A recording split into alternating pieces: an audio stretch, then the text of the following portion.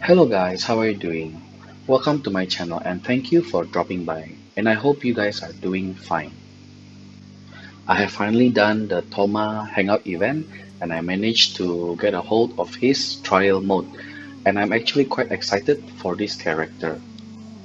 In this video, I'm not going to talk about something too detailed or in-depth because this is still trial. But I want to talk on his elemental skill and elemental burst because I have found out some mechanics that is at the moment only unique to him. And before we proceed, we have to take note that this is still trial and he is not released and anything can happen. And although it is unlikely that he will be changed, but it can still happen. So my advice is that although we can do a testing on him at this point of time, when he is released, we always have to try him out first and find out if there's any change done to Thoma on his release, and then decide whether you want to pull for him or not.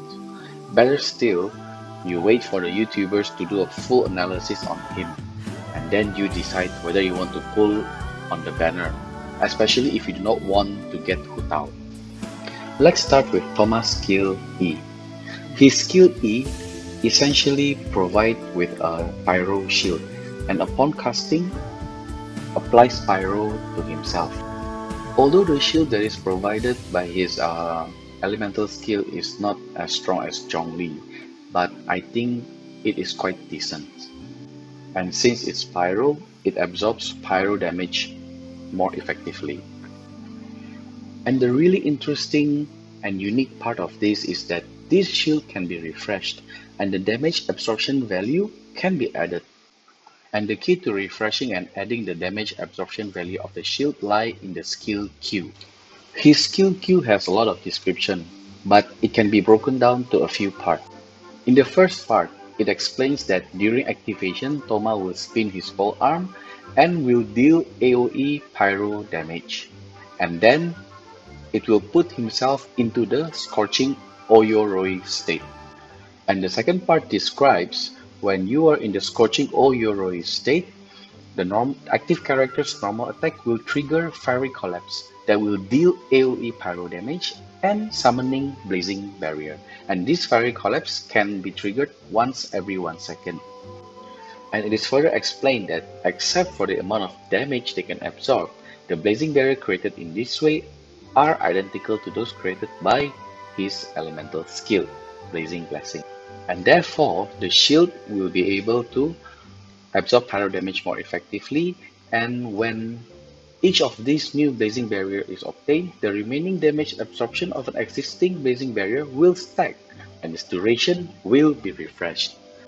So you guys have to take note that the Blazing Barrier is not summoned during his activation of Elemental Burst, but rather during the summoning of the Fiery Collapse through the active character's normal attacks.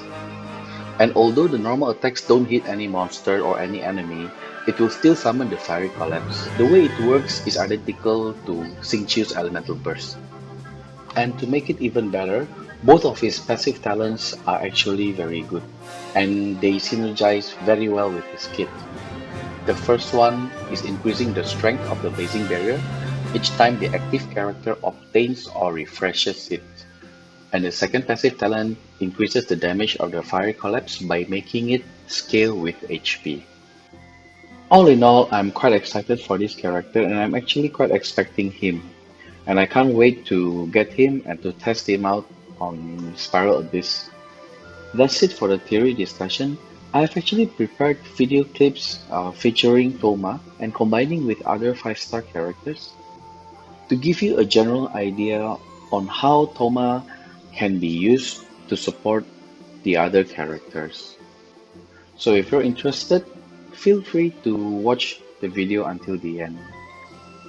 And if you like the content, do consider to subscribe and also to like and share the video. Thanks for watching and I'll see you in the next video. Bye bye!